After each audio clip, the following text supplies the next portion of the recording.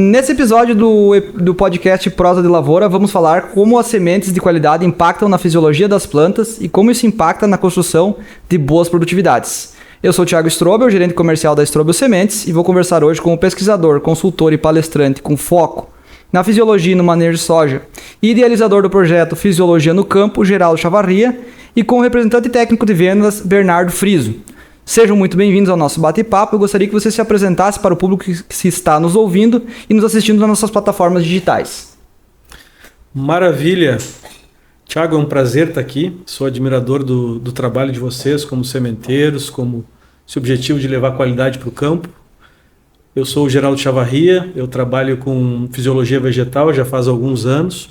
O meu foco e minha grande bandeira é essa, que é o nome do nosso trabalho como um todo, é fisiologia no campo, é tentar colocar mais protagonismo na planta, ou seja, mostrar toda a importância e entender o quanto vale a pena entender como ela funciona para manejar de maneira mais eficiente. E a gente tem uma caminhada de alguns anos aí dentro desse foco da fisiologia. Obrigado, professor. Obrigado, Thiago, pela oportunidade. Como foi apresentado, me chamo Bernardo, sou engenheiro agrônomo, atuo aqui na região de Panambi, Santa Bárbara, Santo Augusto e Palmeira das Missões. E para nós é sempre uma oportunidade, né, tá trazendo todo esse conhecimento da Stoller, né, para o jogo. São mais de 50 anos, né, dessa empresa, que é uma empresa de origem americana e que recentemente foi adquirida pela Corteva AgriScience. Então, aqui nós vamos estar hoje falando daquilo que a gente sabe, né, ou daquilo que a gente se propõe todos os dias a fazer, né, que é falar do funcionamento da planta, né, e falar da construção de lavouras de alto rendimento, né, e tudo isso começa pela semente de qualidade, né, professor? Então, nós mesmos, né, em parceria com a Strobel Sementes, né, que é um grande parceiro da Stoller, já desenvolvemos trabalhos dentro da propriedade, né, onde a gente já verificou, né, Thiago, a importância, né, da semente de alto vigor associado à plantabilidade, né, ao estabelecimento inicial como um todo, para construir o sucesso final de uma lavoura de soja, no caso, né, mas isso se estende às demais culturas, né. Então é um prazer e vamos falar daquilo que a gente tem se desafiado a trabalhar todos os dias no campo. Certo.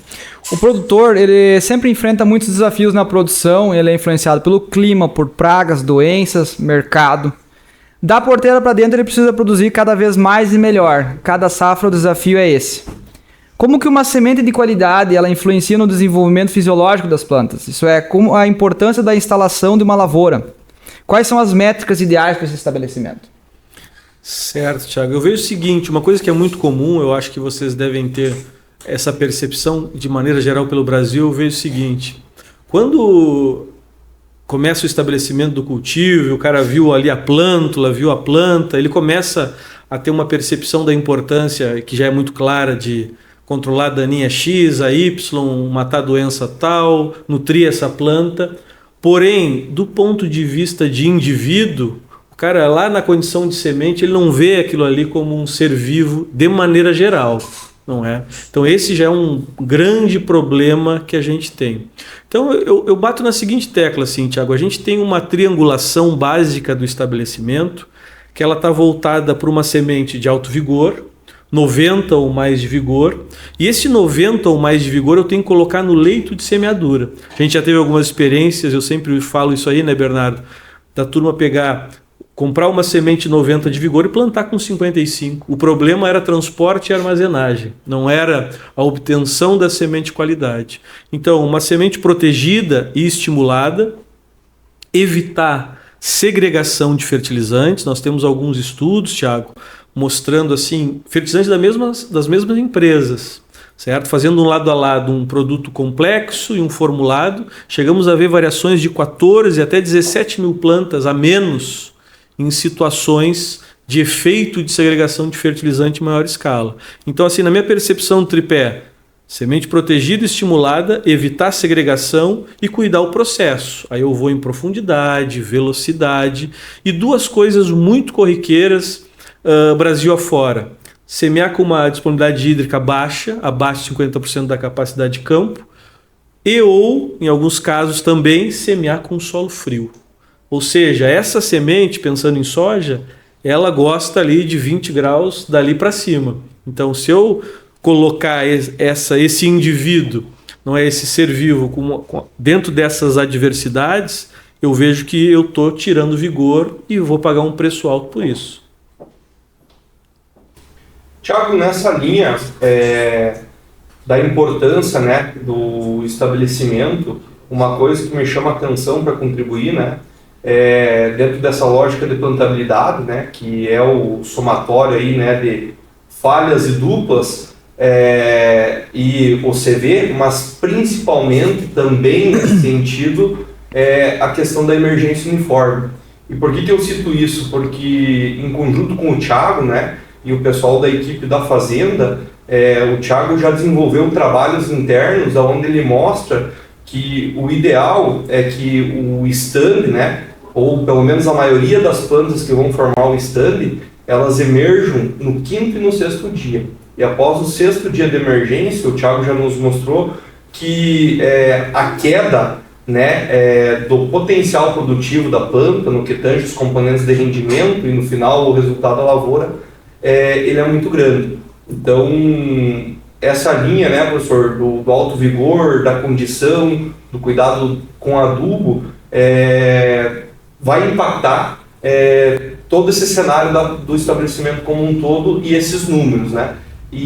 Mas assim, a emergência uniforme, né? Qual a real importância, né? Dando sequência ou startando através desse trabalho, tem vários trabalhos, mas a gente fez dentro da Strobel Sementes isso daí já, né? Qual a importância da emergência uniforme? Fantástico, eu vejo que inclusive tem uma dissertação de mestrado que foi feita por um orientado meu, por Luciano Eboni, que ela vai exatamente nessa linha e os resultados eles batem muito. Nós tínhamos 4 níveis de vigor, Thiago e Bernardo. E aí nós plantamos em 3 produtores e o objetivo é o seguinte: emergiu, coloca uma cinta de uma cor. E nós tivemos uma variação de 5 até 14 dias na emergência. E o grande resultado desse trabalho, o grande resumo de maneira mais simples é o seguinte: a partir do 5º dia, cada dia de atraso representou 2,7 gramas a menos por planta. Na realidade daquele material que nós tínhamos 250 mil plantas, se eu passo isso aí, multiplico por 250 mil, divido por 1000 para passar para quilo, divido por 60 para passar para sacas, é impressionante. Nós vimos que cada dia de atraso, a partir do 5º dia, representou 11,25 sacas. E aí se eu pego informações de época de semeadura, o mais convencional é o seguinte: eu chego em uma região do Brasil e o cara, para mim a melhor época de semeadura fica no entorno de 15 de outubro, estou chutando aqui. Se o cara atrasar 10 dias, ele vai perder aproximadamente meia saca por dia, 300 quilos. Então, é muito mais negócio para ele, e esse é um recado fundamental para os produtores, para os técnicos que estão nos escutando, nos assistindo. Cara, se tu tem uma adversidade, tu não tem o mínimo, um solo, sei lá, vou dar um exemplo, Pato Branco no Paraná. Cara, a temperatura está abaixo de 20 graus, não mexe com essa semeadura ainda. Eu tô lá em Lucas do Rio Verde, cara, não chegou a 50% da capacidade de campo, não starta essa semeadura. Eu sei que, do ponto de vista prático, vão ter determinadas situações e condições extremas que eu tenho uma pressão e eu tenho que fazer, mas eu tenho que jogar a maioria ou tentar jogar dentro desse ótimo. Então observa que a importância, e aí bate exatamente com esses resultados aí da turma da Strobel, é a relevância de colocar uma semente de vigor e conseguir efetivamente expressar esse vigor, não é? E aí eu complemento ainda com aquele teu primeiro questionamento, Thiago, que é o seguinte: volta e meia, a gente está em algum lugar, sei lá, estou em Gurupi, no Tocantins, e o cara fala assim: Geraldo, eu tenho no talhão, sempre uso esse exemplo que me vem muito à cabeça, cascalho, argila e areia, tudo misturado no mesmo talhão. Como é que nós vamos regular isso aí? Bom, eu vou tentar ver o que eu tenho mais para errar menos, do ponto de vista operacional. Agora, a gente foi vendo com o passar do tempo que 4 números eram muito comuns para uma lavoura muito bem estabelecida. E o primeiro número é o seguinte: cara, no máximo em 48 horas, depois que tu fez a semeadura, tu tem que ter o que a gente chama na fisiologia de protrusão da radícula, que lá no campo a gente diz que ela ferroou, que ela esporou, deu 2 dias ela gerou esse efeito. Por quê? Ela tem 17 a 22% de óleo. Se ela ficar parada, ou entre aspas, não iniciar esse processo, eu vou despencar vigor. A outra coisa é esse número que vocês mesmos têm em casa, que é aproximadamente os 5 dias. Não é? Semeou? Em 5 dias ela tem que ir lá, grosseiramente falando, colocar a cabeça para fora. Outra coisa importante, vamos chegar na questão de nodulação. Hoje em dia, e aí eu cito grandes amigos, aí o Alencar Zanon, um exemplo, que tem trabalhos fantásticos dentro dessa linha, mostrando, cara, a gente está devendo nitrogênio para a soja. E a nodulação de qualidade ela é obrigatória. Então o que nós pensamos hoje? Chegou em V3, V4, eu tenho que ter de 12 a 15 nós na raiz pivotante para, no máximo em 2 trifólios para frente, duplicar esse valor. E um somatório de falha dupla na faixa de 30%. Então, um cara que chegou nessas características é o cara que aquela triangulação da semente protegida estimulada, segregação, cuidar do processo, ele alcançou da melhor forma possível esse andamento. Então, isso é sinônimo, na grande maioria dos locais do Brasil, de definir a metade do dinheiro que ele vai colocar no bolso, né, cara? Sem dúvida, né? Complementando, a gente conseguiu observar mais de 40% de perdas, né? Entre uma planta nascida entre o 5º e o 10º dia. E repetido em 2 anos foi um número semelhante às 2 situações. E curioso que foi feito uma vez no Mato Grosso e outra vez no Rio Grande do Sul, o número se repete, então não tem nada a ver com o ambiente, sim com a qualidade de sementes, né? Fantástico. Que é extremamente importante. A semente, a gente entende que é o principal insumo de uma lavoura, né? É um insumo que tudo começa e passa por uma semente. Ela precisa ser protegida, ela precisa ser estimulada. Como que os hormônios eles estão contribuindo para esse sucesso, para esse processo, para essa, vamos dizer assim, para esse plus na fisiologia, nas plantas, a partir da semente? Legal. Eu vou falar um pouco das minhas percepções e também vou passar a palavra para o Bernardo, que tem muita experiência dentro dessa linha. Mas eu vou te dar um exemplo, Thiago.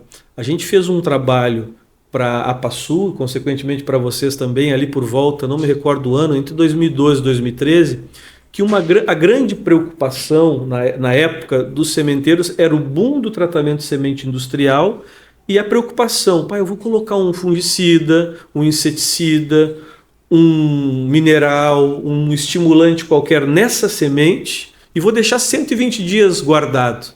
E se estragar isso aí, quem é que paga essa conta? E nós fizemos um estudo com esse objetivo.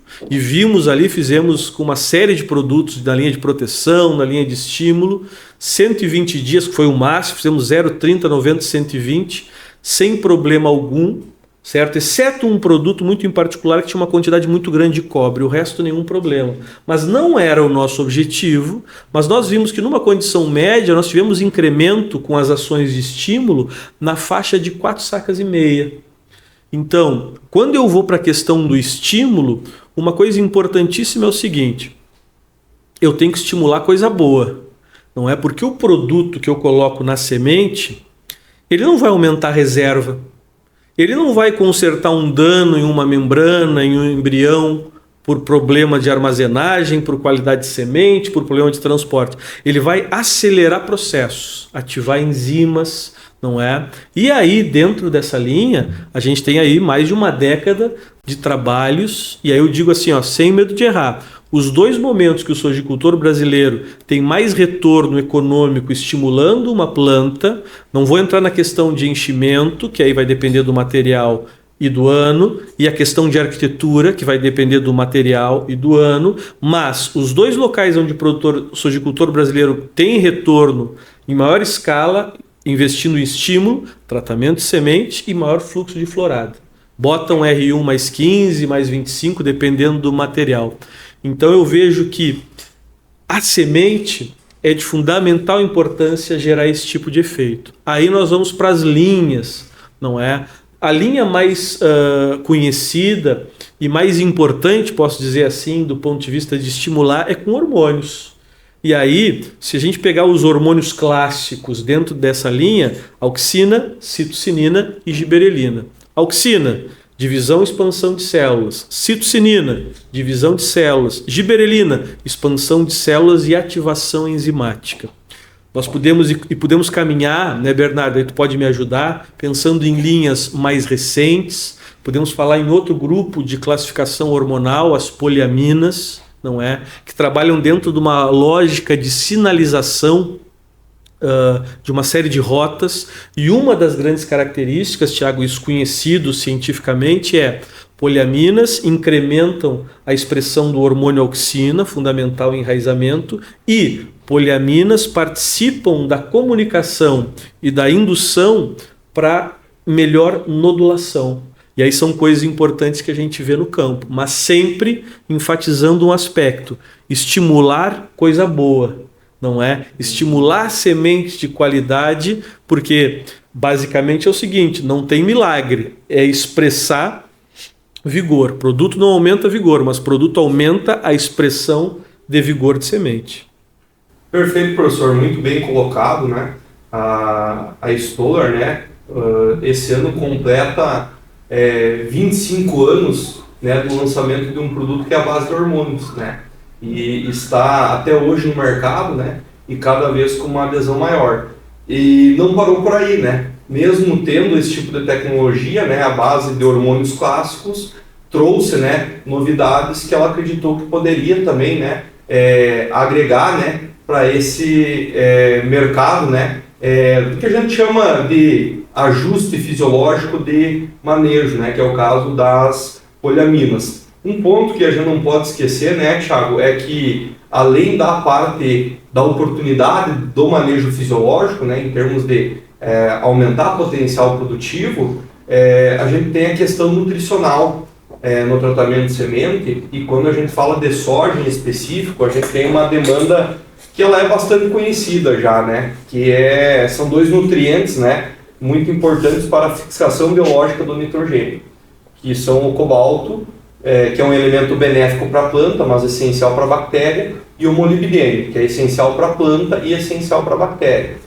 Então, a Stoller também foi uma empresa pioneira, né, em trazer formulações à base de cobalto e molibdênio para o mercado, isso há muito tempo atrás, né, e sempre defendeu, né, o manejo com esse tipo de estratégia nutricional na cultura da soja desde o tratamento de semente.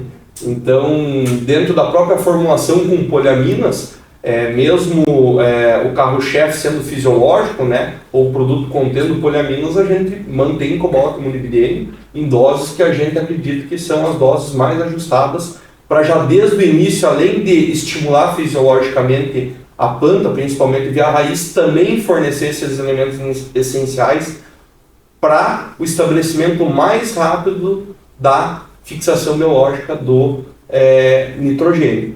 Então, independente, né, se é via hormonal clássica ou se é com novas tecnologias, a gente não abre mão de falar, posicionar a questão de cobalto e molibdênio, e esse manejo ele segue depois, né, até o ciclo de maneira muito ajustada em termos de gramas, né. Inclusive é uma coisa que a gente discute periodicamente, né, com o time técnico da Strobel Sementes. Mas uma coisa, professor, para complementar, né, e era uma discussão que a gente vinha tendo hoje, né, é que confesso que não me preocupa a resposta desse tipo de tecnologia, né, numa semente de alto vigor. Me preocupa muito o ambiente, né, a condição, de maneira geral, que a gente vai ter para tudo isso daí virar retorno econômico para o produtor, né? Então, a gente vinha discutindo, né, por exemplo, alguns nutrientes, né, faltantes por vezes no sistema ou sendo limitantes, que mesmo num cenário de uma semente de alto vigor, estimulada,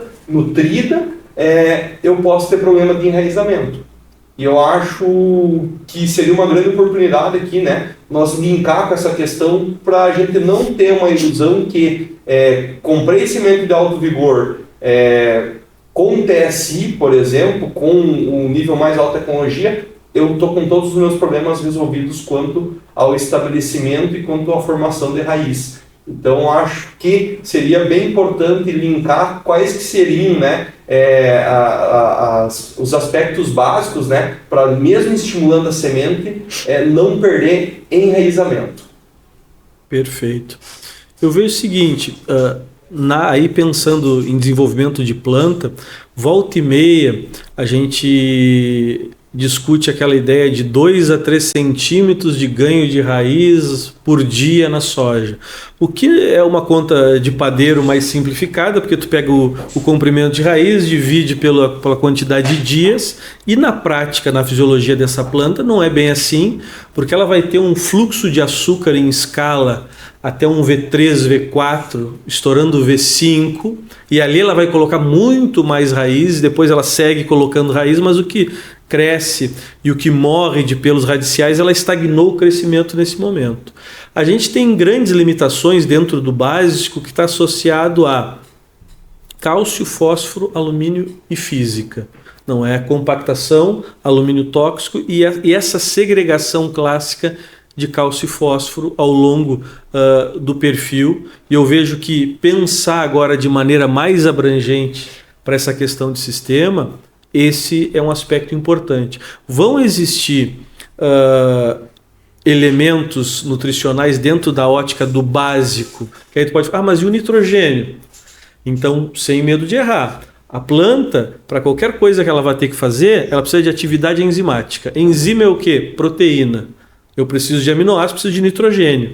Então, de maneira geral, exceto se eu tiver, sei lá, em Campos Novos, em Santa Catarina, e o cara tiver 6 de matéria orgânica a 1.200 de altitude, com certeza eu vou falar para ele não colocar nada de nitrogênio na arrancada da soja, porque pode ser sinônimo de acamamento, mofo branco e inibição da FBN.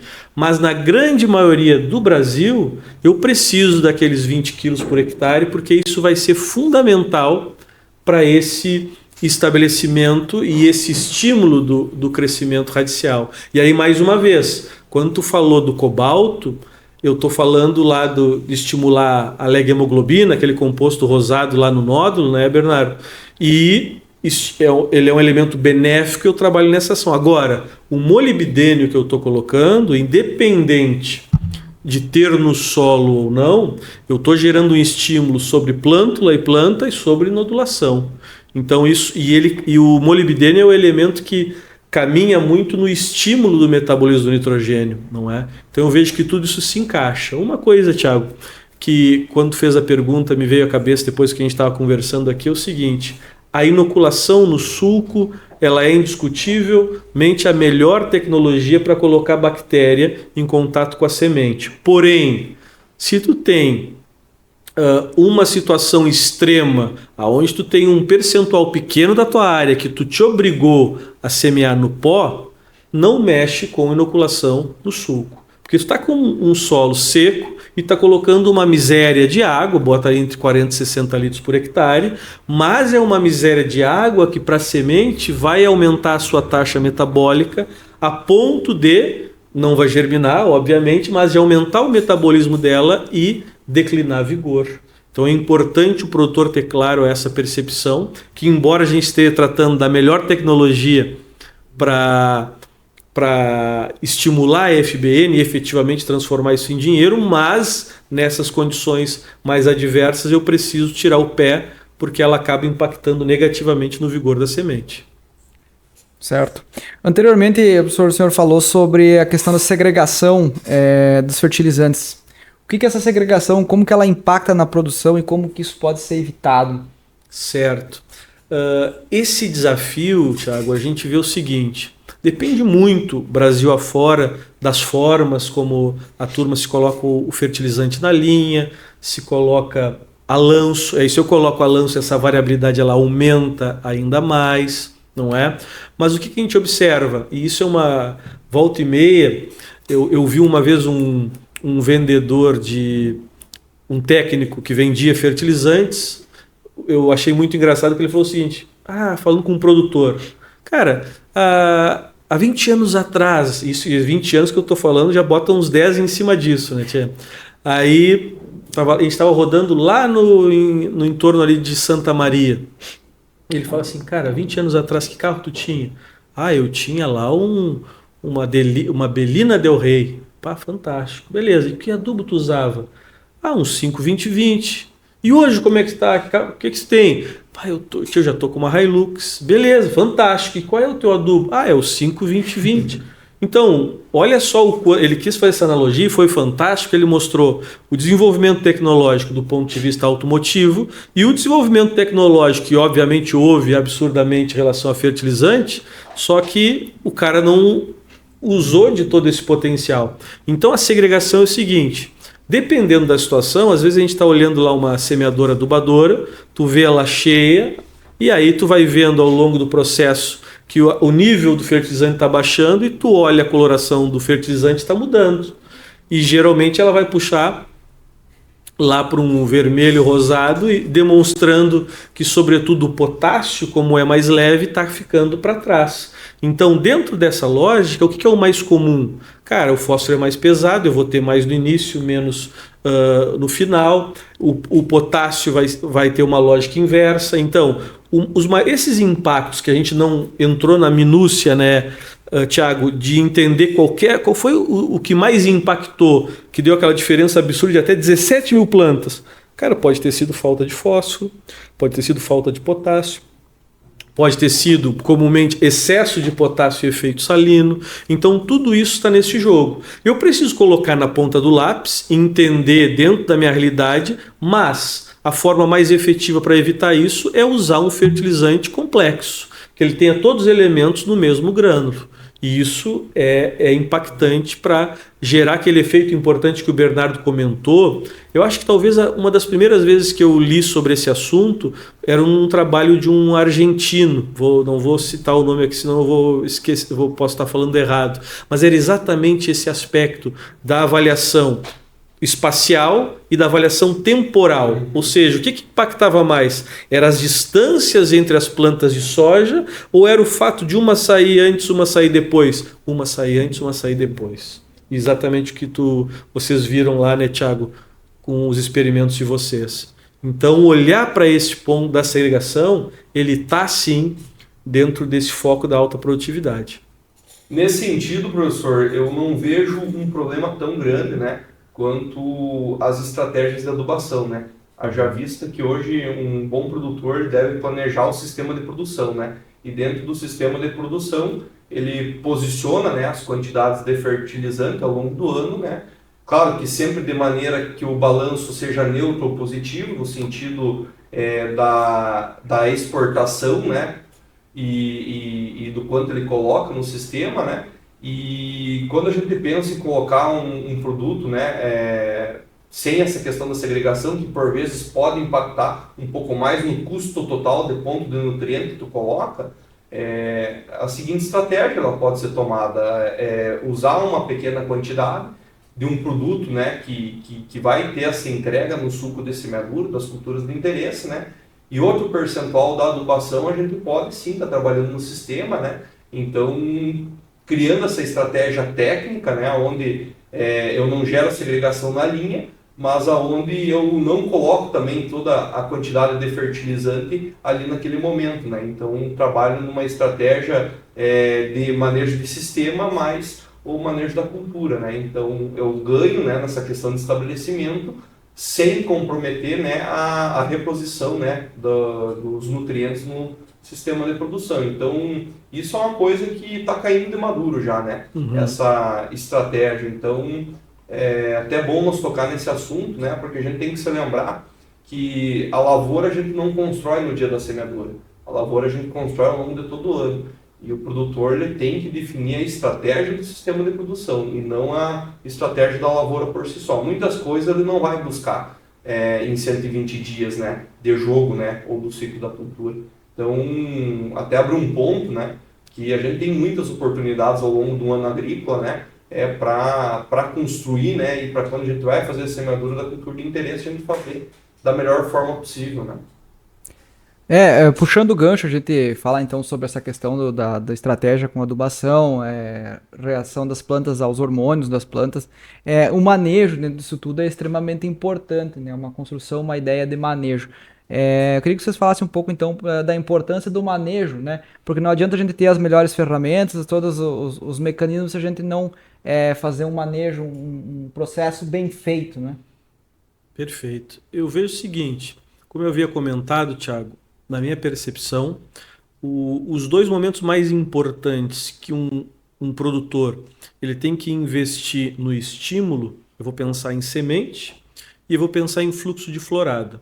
Só para ter uma ideia, talvez isso vai variando entre materiais, e nós temos essa dinâmica de materiais cada vez mais novos, mas o mais comum, cara, eu posso pegar uma soja de 6.000 quilos hectare e naturalmente ela abortar 30% das flores.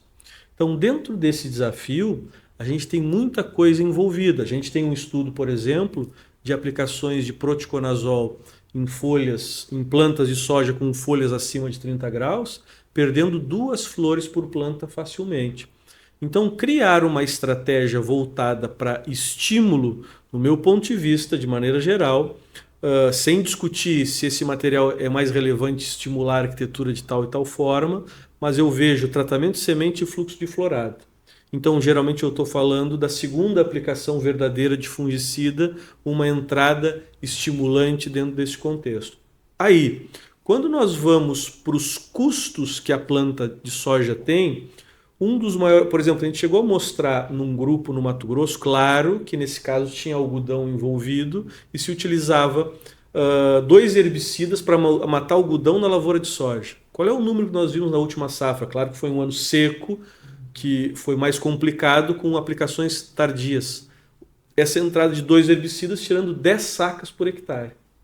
Certo? Quando nós vamos para o glifosato, com toda a importância dele no sistema e toda a importância de controle de plantas daninhas, a gente vê reflexo de 1 a 4 sacas que a planta deixa de ganhar. Então, quer dizer, esse é um momento importantíssimo para mitigar estresse. Então, o que eu tenho de ferramenta para associar? Concorda, Bernardo? Associar a essa pegada com herbicida para judiar. E o segundo momento, sabe qual é? É o mesmo do maior estímulo. Ou seja, a primeira, e com certeza, não sei se já passou por aqui, mas se não passou, vai passar alguém para falar de fitopatologia, que vai falar, sem dúvida, de que o Prot e o Tebuco são as melhores ferramentas que tem que estar nas primeiras de fungicida. Isso é o que eu vejo Brasil afora. Agora, ao mesmo tempo que eu vejo isso como excelentes ferramentas, são ferramentas, como nós falamos, que elas são mais quentes. Então, quer dizer, elas impactam, podem impactar, sobretudo em condições mais adversas, sobre as plantas. Então, de maneira bem resumida, para o produtor que está nos escutando, nos assistindo, pegar essa ideia de aonde que eu dou mais empurrão nessa planta? Tratamento de semente e a segunda de fungicida. Aonde é que eu reduzo o estresse dessa planta? Herbicida e maior fluxo de florada, segunda e fungicida. Então observa que esses 3 momentos, que 2 deles eles ficam iguais, né, são de grande relevância. Depois eu posso ir para outras construções. Quais são os micronutrientes que mais impactam em retorno econômico do produtor de soja hoje no Brasil? Que não é de hoje, a Stoller é pioneira. Molibdênio, boro e o cobre vem aparecendo como um elemento que a gente tem que ter uma preocupação muito grande na propriedade. Não é? E aí as coisas vão partindo para outros níveis de complexidade. Mas, resumindo, para a turma pegar essa ideia, eu vejo que comprando esses pontos, né, Bernardo, como os mais relevantes para ir para outro patamar de produtividade, eu vejo que é importantíssimo. Perfeito, Thiago. Quando a gente vê um produtor com uma programação robusta, né, de maneira inicial, né, que leva em aspecto todos esses elementos que a gente tratou até agora, assume-se uma responsabilidade muito grande, né, de lá no final se buscar, né, ou se obter uma alta produtividade, afinal de fazer valer todo esse investimento. E eu percebo, né, nas nossas rodagens aí, ao longo de cada safra que passa, né, que tem muitos produtores, Thiago, que mesmo fazendo esses investimentos iniciais, né, que são altos, né, e tem um potencial de retorno, no fim, muitas vezes, existe uma insatisfação, né, porque se tinha uma expectativa de produzir mais e no fim o resultado não vem. Do ponto de vista de manejo, né, ou melhor, do ponto de vista de diagnóstico, né, uma das coisas que a gente vê em áreas de alto potencial produtivo, muito baseado em questão de fertilidade química, né, muitas vezes uma planta, né, que ou cresce excessivamente, né, ou que ela tem um comportamento de maneira geral que no fim prejudica ela, né? Então hoje parte dos trabalhos que a gente tem feito, né, e que tem tentado ajudar o produtor a melhorar em termos desse manejo, depois que ele fez essa base bem feita, é tentar fazer com que essa planta ela tenha uma arquitetura, né, e uma condição de folha ao longo do ciclo, para que ela consiga converter, né, todo esse potencial que o solo e a semente deu para ela em componentes de rendimento. E dentro dessa loja, quando o produtor não consegue ter esse resultado, o que a gente tem percebido ainda que está acontecendo, né? Alguns desajustes em termos de população final. Então as lavouras elas têm ficado com um stand de planta em número, não em qualidade, acima daquilo que a gente se espera num ambiente de alta, né? E aí quando eu associo isso a uma má distribuição, eu potencializo esse problema, né? E depois disso, algumas relações nutricionais. Então, para reforçar o que o professor trouxe, né, a questão do boro e do cobre tem nos chamado a atenção, né, não só por vezes pela limitação no solo, mas pelas interações que fazem com que ele, por exemplo, lá em R1, na folha não esteja disponível, né, algo que não é muito falado, mas também tem uma correlação, né, com a performance da planta, a relação nitrogênio e potássio, né? Ainda o potássio, né, por toda uma dinâmica, pode sim estar defasado no sistema, né? E isso gera uma maior propensão, não nesse caso ao crescimento, né, mas a um acabamento excessivo, né?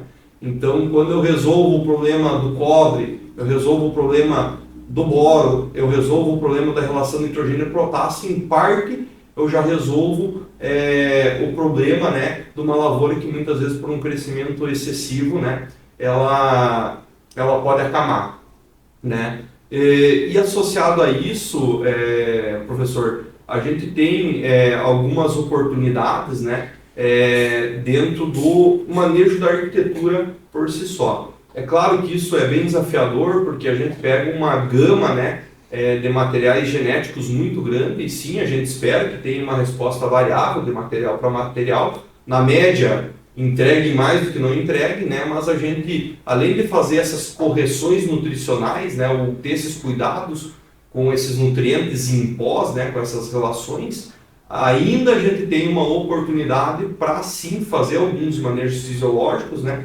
que possam impactar, né, na arquitetura dessa planta e na resposta em produção de componentes de rendimento máximo para explorar o ambiente. E aí eu queria uma ajuda do professor, né, para a gente trazer a discussão de hoje de manhã para a mesa de novo, né, para ver quais que são essas oportunidades, né, ou qual é que é o manejo mais assertivo nesse sentido. Ótimo. Eu vejo o seguinte, a gente vivenciou com todos esses preços passados da soja, com os níveis de capitalização do produtor, um investimento considerável, nem sempre totalmente assertivo, mas considerável em relação à fertilidade. Então, se a gente olha níveis de fósforo pelo Brasil em lavouras medianas, eles são consideráveis. Outra coisa que a gente vivenciou com o passar do tempo é o uso de biológicos. Então, a gente estava fazendo um brade, um tricoderma por muito tempo, e depois foi brade tricoderma, azospirilo, uma gama de bacilos, não é? Todos com a sua importância dentro das estratégias de manejo, porém estimulam a planta hormonalmente. Há 2 anos atrás, daqui não demora, eu vou ter algumas informações dentro dessa linha, mas há 2 anos atrás, Thiago, a gente fez uma avaliação entre o Rio Grande do Sul até o oeste baiano e nós chegamos à conclusão média que a segunda aplicação verdadeira de fungicida chegava a 55 gotas de produto. Não é? E todas elas tinham algum fungicida de contato, ou tinham clorotalonil, mancozeb, etc. E aí, se a gente vai para a literatura, vai ver, cara, tinha que ter no mínimo 70 gotas.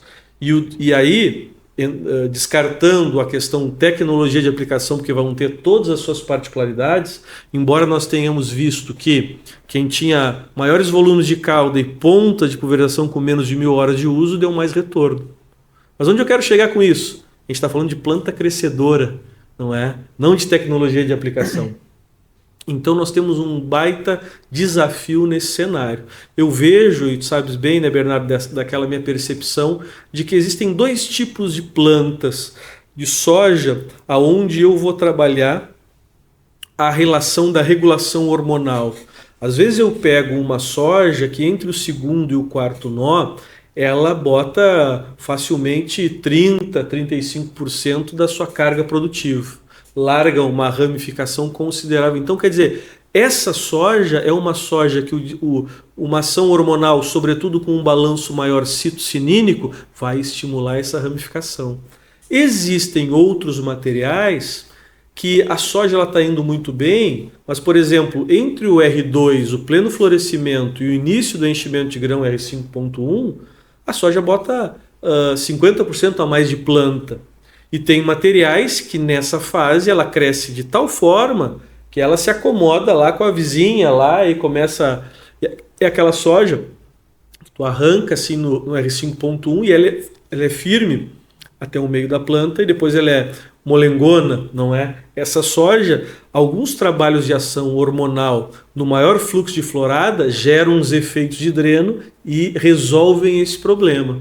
Então nós temos esses 2 grupos de plantas. Por isso que não adianta criar uma estratégia única hormonal, porque eu vou ter demandas distintas. Mas à medida que eu conheço, sobretudo, esses 2 grandes perfis, eu acabo sendo muito mais assertivo. E lembrando que as ações hormonais, sobretudo com o desbalanço, ou melhor, não vou dizer desbalanço, mas com uma concentração superior de citocinina, é mais relevante, não é?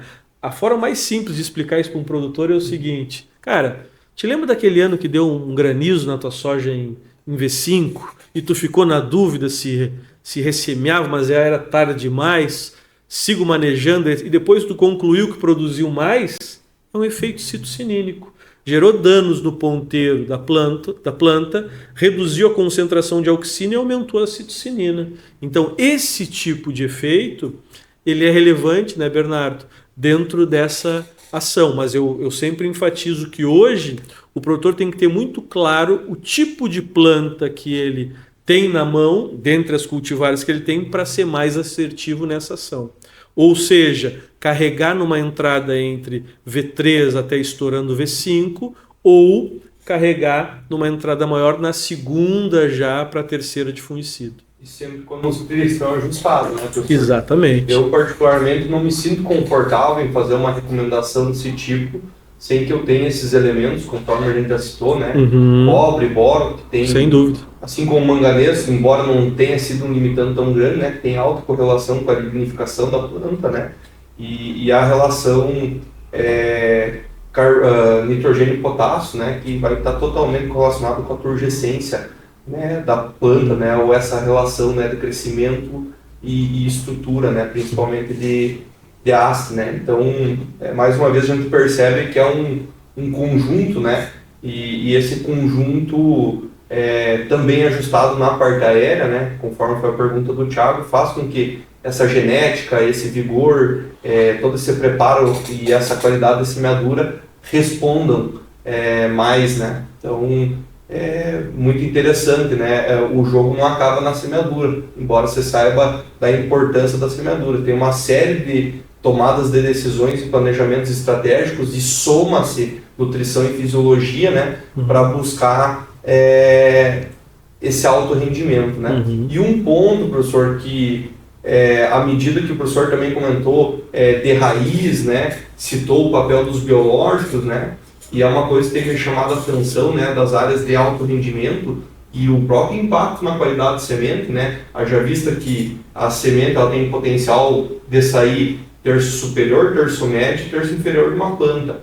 É o seguinte, toda vez que eu perco o bacheiro, os trifólios do terço inferior precocemente, né, eu tenho uma redução da atividade de raízes, eu tenho uma redução do alimento para os micro-organismos que são escudados via raiz. Então, essa questão de não ter a arquitetura ideal, não ter a sanidade de folha até o fim, e principalmente perder esse bacheiro cedo, faz com que eu perca uma parte da planta mais cedo que a raiz, né? Então, eu acho que valeria a pena falar, né, um pouco dessa questão da importância das estratégias para a manutenção do bacheiro da planta. Já vista essa importância.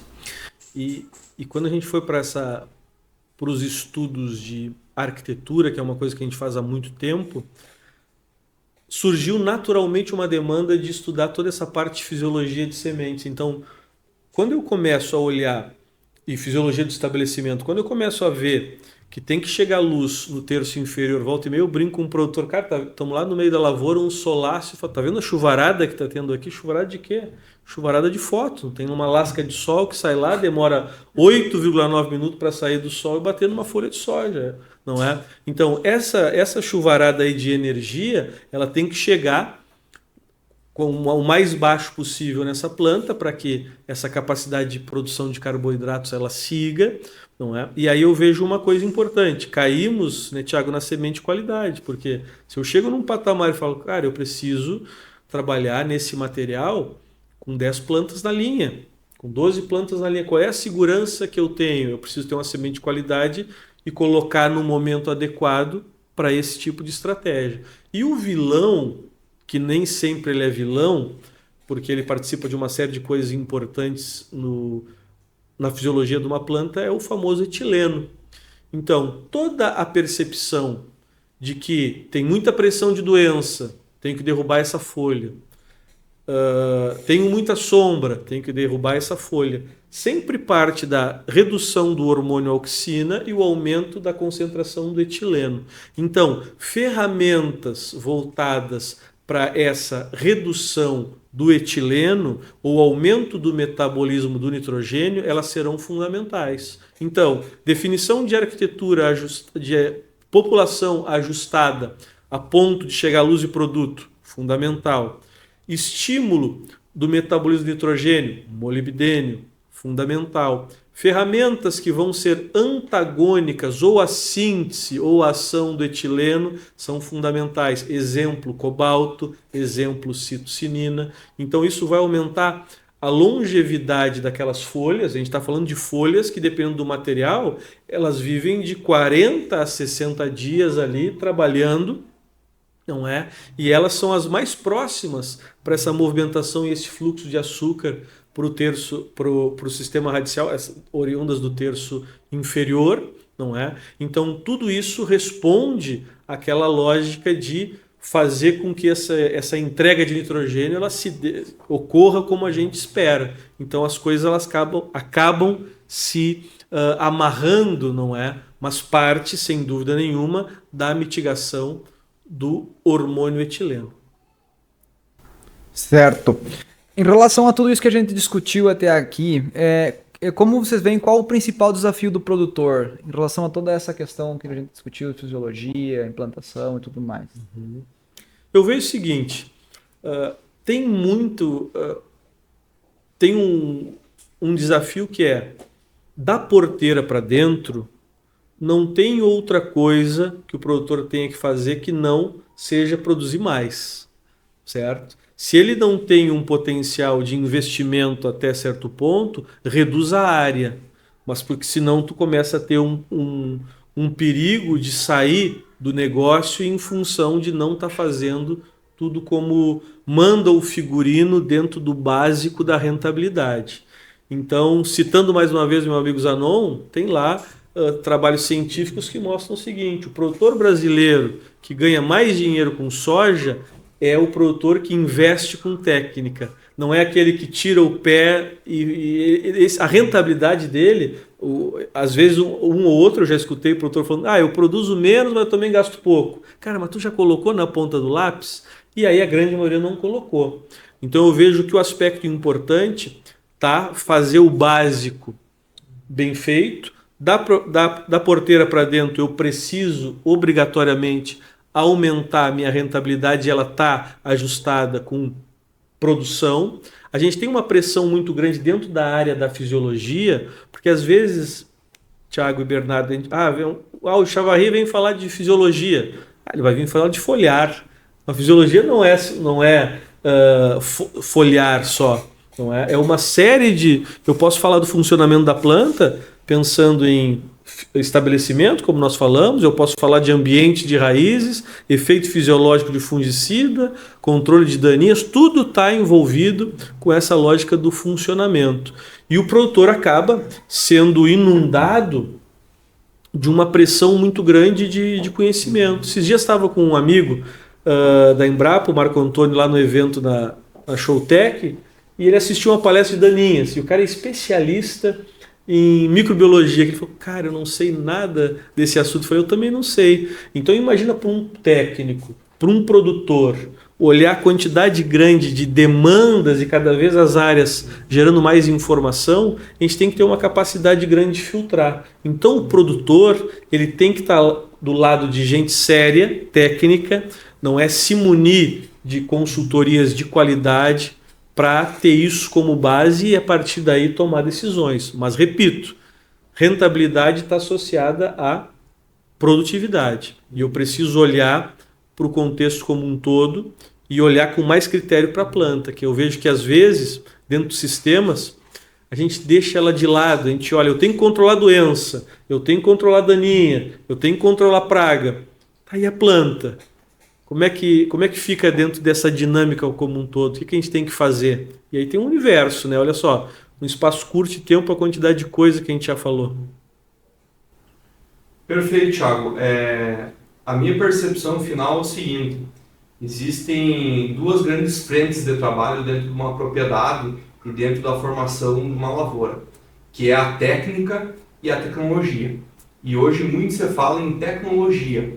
E o produtor está extremamente adepto à tecnologia. Haja vista a evolução no parque de máquina, haja vista a quantidade de produtos que se usa, e em paralelo a isso, a reflexão que fica é o quanto ele evoluiu em técnica, na semeadura, na aplicação, para fazer todas essas tecnologias, as quais ele adquiriu, né, fazerem gerar retorno. Então a minha percepção é que ainda, na média, as propriedades andam muito descoladas em relação à tecnologia e à técnica. E a construção da lavoura e da rentabilidade é a soma de técnica e tecnologia. Eu sempre falo que o melhor estabelecimento de lavoura que eu vi até hoje na minha vida, óbvio que já vi excelentes estabelecimentos com uma DB Exat Emerge, com uma Estrela, com uma Momento, mas foi com uma semeadeira mecânica de 12 linhas, né? Sem nenhum acessório para melhorar a questão de distribuição. Mas era um trator de 140 CVs puxando. Então eram apenas quase 10 CVs por linha. Então isso limita com que o produtor ande mais, certo? E aí na questão da velocidade, que envolve a técnica, mas obviamente dentro do processo como um todo, a temperatura e a profundidade, muitas vezes ele está estabelecendo melhor por ter uma melhor técnica do que um cara que está com uma alta tecnologia, mas que não está preocupado com a técnica. Ou que muitas vezes adquire a tecnologia para tirar o peso da técnica. Então sempre o melhor produtor, a melhor lavoura, é aquela que conseguir associar a melhor tecnologia com a melhor técnica. E aí, quando a gente fala de tudo isso, né, professor, e haja vista o cenário atual, né, a qual o agronegócio como um todo tem passado, né, que é um cenário um pouco mais difícil, né, sempre se entra em pauta, né, a questão do custo, né, e o que é a rentabilidade, né, o que tu produz menos o custo. Só que eu vejo uma discrepância também nesse sentido, porque muitas vezes o produtor, ainda aquele que não tem a gestão tão bem organizada, ele confunde o custo de produção com o custo da propriedade. Então, investir em tecnologia, investir em técnica, te reduz o custo de produção. Mas se tu está gastando 25 sacos com custo de produção e o custo da tua propriedade está saindo em 65, né? E é muito próximo daquilo que tu colhe de média, muitas vezes, mais de 50% é do custo da propriedade. E muitas vezes o produtor, na tomada de decisão, quando não tem bem claro o que é custo de propriedade e custo de produção, ele esmaga o custo de produção, esmaga a técnica e a tecnologia, né? E automaticamente ele vai reduzir a receita dele, né? Então, esses entendimentos, né, da formação da lavoura, a técnica e a tecnologia, e da relação do custo de produção com o custo da propriedade, são muito importantes para ele tomar as melhores decisões. E não tirar ou fazer arder na carne, né, exatamente da onde sai, né, o ganha-pão dele. Então, acho que a minha mensagem é essa, né? Técnica e tecnologia para formação de lavoura de alto rendimento e muito cuidado, né, com o custo de produção versus o custo da propriedade e as tomadas de decisão num cenário que, sim, é um cenário mais difícil em relação aos últimos anos que a gente vinha vivendo. Então, cuide para não sobrecarregar, né, em cima do custo de produção, quando muitas vezes é o custo da propriedade que está esmagando um negócio rural, né? Então, essa é a minha percepção, essa é uma mensagem aí para contribuir com todo mundo que vai nos escutar. E como vocês visualizam o futuro da produção frente a todos esses desafios? A gente tem um desafio grande quando nós olhamos como a soja, por exemplo, ela mudou, não é? Eu vejo que, do ponto de vista da genética, a carga de coisas que nós temos dentro do que a gente chama lá de metabolismo secundário da planta mudou, ou seja, ela tem muita energia gasta voltada para produção e proteção. Consequentemente, toda a parte voltada para rusticidade dessa planta, a quantidade de energia, ela é bem inferior. Por exemplo, se eu pegar aí colegas que estão com 40 anos de experiência em pesquisa com linhas hormonais. Cara, se tu pegasse uma soja no passado com IAF8, um arbusto com 160 dias, cara, uma ação de estímulo tinha uma lógica. Hoje, se eu pego a dinâmica dos materiais, a gente tem médias de redução de ciclo de 20 dias, tem uma carga de energia desse metabolismo secundário voltado para coisas muito particulares. A gente brinca, ela virou mais cachorrinho de madame, ela se magoa mais facilmente. E aí, só dentro desse universo já mudou absurdamente e tende a mudar mais. A gente tende a caminhar por um feijão da vida do ponto de vista de influências dentro desse contexto. Quando nós vamos para a questão de análise, esse é outro ponto, e tomada de decisão. Aí eu vejo o seguinte, cara, hoje a gente está levantando algumas bandeiras que são óbvias. Eu preciso fazer uma análise foliar. Aí tu vai discutir com cara, faz tempo, eu parei de fazer por tal e tal motivo. Então, assim, eu preciso para uma análise. Hoje nós temos, por exemplo, o Labor Solo tem Soil Food Web, uma análise de cadeia alimentar do solo que me dá uma percepção de dinâmica, de vida, o que eu tenho de nematóide positivo, o que eu tenho de fungos benéficos nesse solo. Então, ao mesmo tempo que eu tenho uma planta que ela está me pedindo mais, eu tenho um potencial de análise em maior escala. E ao mesmo tempo, volta e meia eu encontro um colega e falo, cara, eu tenho que cuidar. Amigos que se formaram comigo na faculdade, assim, cara, eu tenho que cuidar de funcionário, boleto, etc. Eu não consigo mais olhar para a técnica. Tem que ter gente associada para me dar esse suporte. Hoje, a gente tem uma coisa que vem nos surpreendendo, e ela vai nos surpreender absurdamente, que é a inteligência artificial. Então eu vejo que a gente vai ter uma capacidade maior de análise quando a gente ter toda essa capacidade de olhar com importância para essas novas análises, colocar em ferramentas que, como a gente chama lá de machine learning, coisas que elas por si só conseguem aprender e reaprender processos para nos dar informações e conseguir avaliar. Porque uma coisa é o seguinte, Observa a quantidade de produtores, Thiago, que tu senta à mesa com eles e conversa sobre agricultura de precisão, e o cara tem uma massa de dados aí de uma década já, e quando a gente vai para tomada de decisão particular, algumas coisas ficam deixadas de lado. Por exemplo, a gente há 10 anos fala que precisa se fazer uma análise fatiada de 0 a 5, 6 a 10. Agora que começa a ser uma coisa mais corriqueira. Não é mérito nosso, mas enfim, as pessoas foram percebendo isso. Então, quando a gente começa a olhar para mais níveis de análise, para uma planta mais complexa, a gente vai precisar de mais máquinas para nos ajudarem a tomar essa decisão, senão fica cada vez mais difícil. Então, quando eu olho para o futuro, eu me entusiasmo quando eu vejo esse potencial dentro da inteligência artificial. Perfeito.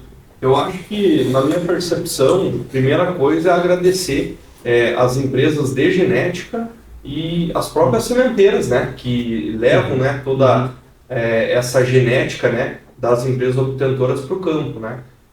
Haja vista que a evolução que nós tivemos em produtividade, né, o maior percentual dos ganhos foi pelo avanço genético e não pelo manejo. É óbvio que nós melhoramos em manejo, mas a genética tem um papel muito importante e vai continuar tendo, porque na minha percepção a genética tem uma capacidade de responder aos desafios que a gente vai continuar encontrando, porque eles vão mudando, né, mais rápida do que nós acertarmos o manejo. Então a genética ela consegue hoje, né, com todo esse banco, com todo esse know-how das empresas, né, ela consegue mudar o jogo muito rápido e trazer soluções para problemas complexos, que muitas vezes via manejo a gente demoraria um pouco mais de tempo. Então, olhando para o futuro, o que a gente não pode perder, né, é esse entusiasmo e esse protagonismo, né, das empresas de genética associado a sementeiros profissionais, né, que são as pessoas que vão levar com qualidade, né, todo esse trabalho para o campo. Do ponto de vista de manejo, né, eu acredito que a gente também tem muito a avançar, né, para explorar esse potencial genético, né, e nos mantermos como protagonismo, né, em alimentar o mundo, né. Hoje parte do alimento que chega, né, para a população mundial é produzido aqui, e cada vez mais nós teremos uma responsabilidade nesse sentido.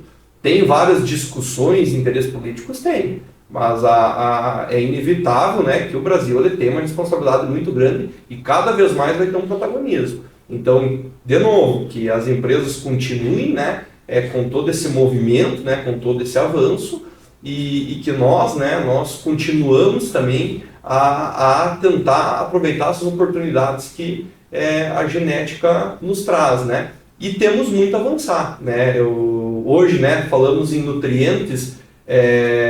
Nós não falamos de molibdênio na parte aérea, porque o molibdênio deixou de ser importante? Não, porque na nossa percepção, tanto a coinoculação anual quanto o molibdênio, né, já são coisas que, né, a gente já discutiu bastante. Agora a gente quer discutir as outras relações, né, que são o cobre, que são o boro, a relação nitrogênio e potássio, né, também um avanço, né, em termos de manejo, né, e focar em novas oportunidades, né, já visto que isso a gente já discutiu. Então, embora a gente caminhe em passos mais lentos, que é o avanço genético, a gente também precisa dessa frente, né, conforme o professor falou, né, os materiais que estão vindo hoje não é mais para atender uma demanda de um produtor que não queira colher muita produção, né, então nós inevitavelmente vamos caminhar para esse negócio. Então nós